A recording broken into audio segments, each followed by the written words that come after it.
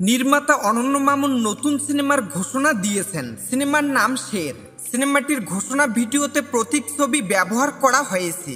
তবে একটি ছবি দেখে শাকিব খানের মতো লাগায় ধারণা করা হচ্ছে সিনেমাটিতে নায়ক হিসেবে থাকতে পারেন শাকিব খান।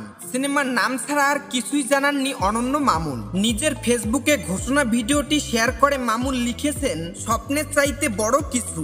এ থেকে ধারণা করা হচ্ছে এত বড় প্রজেক্টে শাকিব খানেরই থাকাটা যৌক্তিক হবে। ভক্ত ও সিনেমা প্রেমীরাও বুঝতে পারছেন না কে হতে পারে নায়ক। ভিডিওটির মন্তব্যের ঘরে এসে অধিকাংশই শাকিব খানের নাম লিখেছেন। সিয়াম আহমেদের নামও লিখেছেন অনেকে। বলছেন, দেখে মনে হচ্ছে সিয়াম আহমেদ এতদিন সাকিবিয়ানদের অপেক্ষা করিয়ে সিয়ামকে নিয়ে কাজ শুরু করলেন। শাকিব খানকে নিয়ে দরদ সিনেমা বানিয়েছেন অনন্য মামুন। সিনেমাটি নিয়ে দর্শকদের একরকম আগ্রহ থাকলেও মুক্তির কোনো তথ্য না থাকায় ঝিমিয়ে পড়ছে সিনেমাটির আবেদন। অন্যদিকে শাকিব খানের তুফান সিনেমাটির দাপট এখন এত বেশি যে অন্য কিছুর আওয়াজ শোনা যাচ্ছে না। দরদ সিনেমার শুটিং এর সময় অনন্য মামুন জানিয়েছিলেন, শাকিব খানকে নিয়ে আরেকটি প্রজেক্ট তার করার কথা রয়েছে। সেটি শেষ সিনেমা কিনা তা নিয়ে এখনই মুখ খুলতে চাইছেন না পরিচালক।